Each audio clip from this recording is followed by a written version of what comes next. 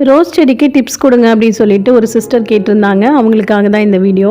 இப்போதான் வந்து செடியெல்லாம் வெட்டி விட்டுருக்கேன். ரோஜா செடி இல்லை எந்த பூச்செடியாக இருந்தாலும் அதிகமாக நம்ம வளர விட்டோம் அப்படின்னா சத்துக்கள் எல்லாம் இலைகளுக்கே போயிடும். பூக்கள் அதிகமாக பூக்காது. அதனால அடிக்கடி நம்ம கட் பண்ணி விட்டுட்டே இருக்கணும். அடிக்கடி நம்ம வந்து ப்ரூனிங் பண்ணிட்டே இருந்தாதான் இந்த மாதிரி தளிர்கள் எல்லாம் வந்து அதிகமாக வரும். மொட்டுக்கள் எல்லாம் அதிகமாக வந்து பூக்கள் கொத்து கொத்தா பூக்கும். இப்போ வெயில் காலம் அப்படிங்கிறதுனால உரங்கள் எல்லாம் வந்து அதிகமாக கொடுக்கவே கூடாது. ஏன்னா சூடு அப்படிங்கிறதுனால செடிகள் எல்லாம் கருகி போயிடும். அதனால உரங்கள் எல்லாம் பார்த்து தான் கொடுக்கணும். காலையிலும் சாயங்காலமும் நல்ல தளர தண்ணி ஊத்தி. வெயில் காலத்துல பூக்கள் எல்லாம் குட்டி குட்டியா தான் பூக்கும். மழை காலங்கள் வரும்போது அதெல்லாம் சரியாயிரும். மழை காலத்துல கூடுதலா உரம் கொடுத்தா கூட செடிக்கு ஒண்ணுமே ஆகாது. மழை தண்ணியோட உரமெல்லாம் கலந்து பூக்கள் நல்ல பெருசு பெருசா பூக்கும். தளிர்கள் நல்லாவே வரும். அதனால வெயில் காலங்கள்ல பார்த்து தான் உரம் கொடுக்கணும். அப்புறம் இன்னொரு டிப்ஸ் என்னன்னா பூக்கள் எல்லாம் கட் பண்ணும்போது இந்த மாதிரி ஒரு 2 இலை விட்டுட்டு அதுக்கப்புறம் தான் கட் பண்ணணும். பூக்களையே ஒட்டி கட் பண்ணோம் அப்படின்னா அந்த காம்பு காஞ்சு திருப்பியும் தளிர் வர்றதுக்கு ரொம்பவே டைம் எடுக்கும். அதனால ஒரு 2 இலை விட்டுட்டு வெட்டணும் அப்படின்னா சீக்கிரமா வந்து தளிர்கள் மொட்டுக்கள் எல்லாமே வரும். ரோஜா பூக்களை கட் பண்ணும்போது கையில வந்து அப்படியே பிச்சு எடுக்க கூடாது. சிசர் யூஸ் பண்ணி தான் வந்து கட் பண்ணணும். அப்பதான் சீக்கிரமா அடுத்த தளிர்கள் வந்து பூக்கள் பூக்கிறதுக்கு உதவியா இருக்கும். வெயில் காலங்கள்ல புதிதா வர தளிர்கள் மொட்டுக்கள் எல்லாம் கருகி போறதை தவிர்க்கிறதுக்காக தேங்காய் நார் இல்லது காஞ்ச இலை தலை சருகு இதெல்லாம் போட்டு மூடாக்கு போட்டு விட்டோம் அப்படின்னா தளிர்கள் எல்லாம் வந்து கருகி போகாது. வெயில் கம்மியா இருக்கிற இடத்துல ரோஜா செடியை வச்சிருங்க. இந்த மாதிரி சின்ன சின்ன டிப்ஸ் ஃபாலோ பண்ணாலே உங்க வீட்லயே ரோஜா பூக்கள் கொத்து கொத்தா பூக்கும்.